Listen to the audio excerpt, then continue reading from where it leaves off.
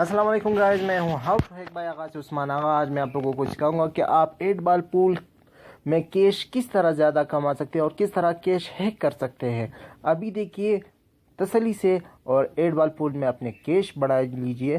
तरीका देखिए और मेरा चैनल को ज़रूर सब्सक्राइब कीजिए और मेरे बाकी वीडियोज़ भी देखिए और मेरा फेसबुक में पेज भी लाइक कीजिए ज़रूर, how to hack by Agha.